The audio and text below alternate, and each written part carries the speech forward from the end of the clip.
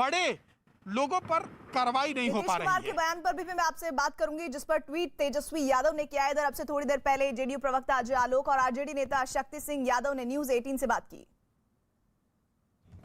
जिस प्रदेश में शराबबंदी है वहां पर शराब बिक रही है, और वो भी जहरीली शराब, और लोग अपनी जिंदगी खो रहे हैं।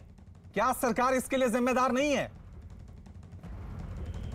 देखिए, शराबबंदी का कानून 2016 से लागू है जी, और इफेक्टिवली लागू है, लेकिन कानून तोड़ने वालों की कमी नहीं होती इस दुनिया में।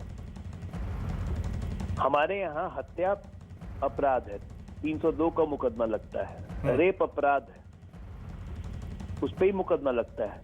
लोग जानते हैं कि जेल होगी, सजा हो जाएगी, लेकिन तब भी होता है। कानून अपना काम कर रहा है, ये होगा। जहरीली शराब, ये गड़बड़ करने वाले लोग अगर समाज में नहीं रहेंगे ना, तो ये समाज ही नहीं बनेगा। ऐसे गड़बड़ करने वाले लोगों को पकड़ने के लिए ही सरकार है। हम पकड़ेंगे भी, चिन्हित भी करेंगे और दंडित भी करेंगे। सरकार तब एक्शन में आएगी, दुखद है। देखिए अजय जी, सरकार तब एक्शन में आएगी जब 34 लोगों की जान चली जाएगी। देखिए, ये बहुत दुखद है, ये इतनी जान जाना शराब के कारण। और एक बार जान जाइए कि शराबबंदी जब नहीं थी तब भी लोग जहरीली शराब पी के मरते थे। ऐसा नहीं है कि शराबबंदी के बाद ही नकली शराब बननी शुरू हुई। शराबबंदी नहीं थी तब भी लोग नकली शराब बना के कारोबार चलता था, और तब भी पुलिस एक्शन लेती थी। हमने वहां पे थाना प्रभारी को सस्पेंड किया है, एसपी से पूछा गया है पूरे मामले की विस्तृत जानकारी है। दूसरा बात कि ये सीमावर्ती जिले उत्तर प्रदेश से सटे हुए हैं, ठीक है, तो यहाँ पे आवागमन थोड़ा सरल हो जाता है।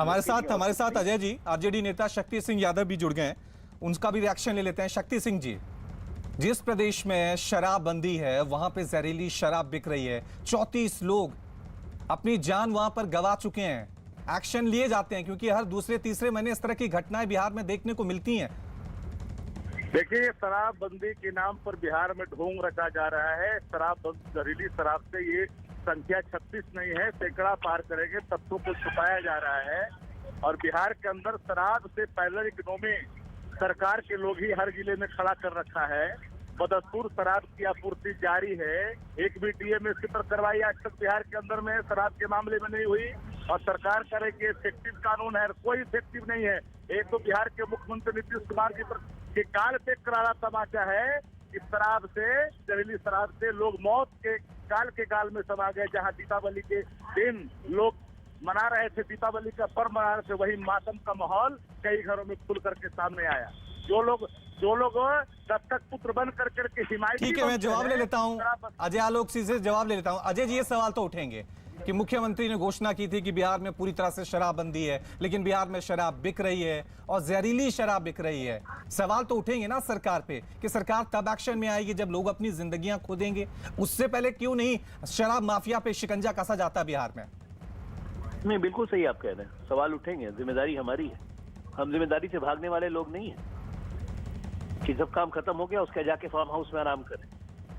ये दत्तक पुत्र जिस तरह से लैंग्वेज बोल रहे हैं, किसी जमाने में दत्तक पुत्र ये भी थे हमारे ही मुख्यमंत्री के। इसलिए इस तरह की भाषा का प्रयोग नेशनल टेलीविजन पे करना उचित नहीं है। मैं किसी का दत्तक पुत्र नहीं रहा हूँ।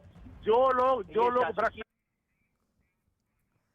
और इस आरोप प्रत्यारोप के बीच लगातार रिएक्शन इस खबर पर, जहां जहरीली शराब की वजह से 34 लोगों की मौत हुई है। हिंदुस्तानी अवाम मोर्चा के प्रवक्ता दानिश रिजवान ने बिहार में मौत के मामले को विपक्षी की साजिश करार दिया है। वहीं आरजेडी नेता शिवानंद तिवारी ने कहा कि राज्य सरकार लोगों को बेवकूफ बना रही है। और इस बीच जेडीयू नेता राजीव रंजन ने पूरे मामले की जांच और दोषियों पर सख्त एक्शन लिए जाने की बात कही।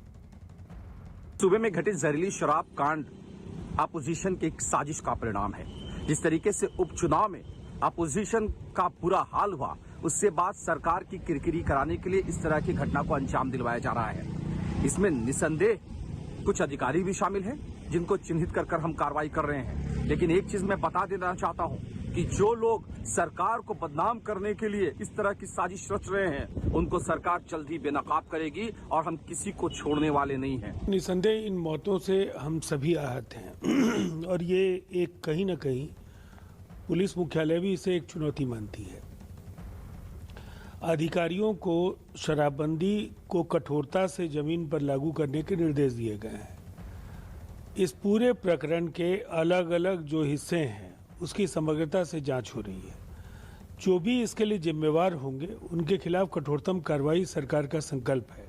कि बिहार में शराबबंदी तो नीतीश कुमार के जिद की वजह से है। मैंने दुनिया भर का इतिहास है कि कहीं भी शराबबंदी जो है सफल नहीं हुई है।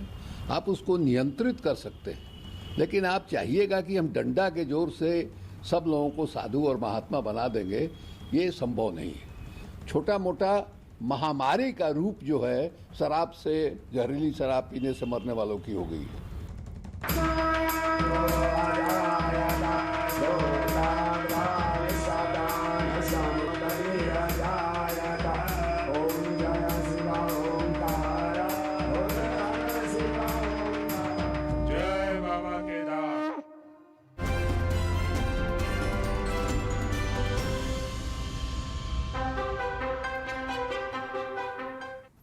प्रधानमंत्री नरेंद्र मोदी आज एक बार फिर बाबा केदारनाथ के दरबार में हाजिरी लगाने पहुंचे। बतौर पीएम केदारनाथ की ये 5वीं यात्रा है। आज सबसे पहले पीएम मोदी ने केदार मंदिर में पूजा की। केदारनाथ के पुजारी ने प्रधानमंत्री नरेंद्र मोदी की पूजा संपन्न करवाई। पीएम मोदी ने महादेव का जलाभिषेक किया और फिर आरती भी की। पीएम मोदी ने आदि शंकराचार्य की प्रतिमा का अनावरण भी किया और इसके बाद केदारनाथ में पीएम मोदी ने उत्तराखंड को 400 करोड़ रुपए से ज्यादा की परियोजनाओं की सौगात दी। केदारनाथ धाम के पुनर्निर्माण से जुड़े कामों की समीक्षा भी की और इसके अलावा प्रधानमंत्री ने एक जनसभा को भी संबोधित किया। पीएम मोदी को शुरू से ही बाबा केदारनाथ के साथ विशेष लगाव रहा है। 2013 में आई आपदा के बाद उन्होंने केदारनाथ में पुनर्निर्माण कार्यों को करने की इच्छा जताई थी। उस वक्त नरेंद्र मोदी गुजरात के मुख्यमंत्री थे।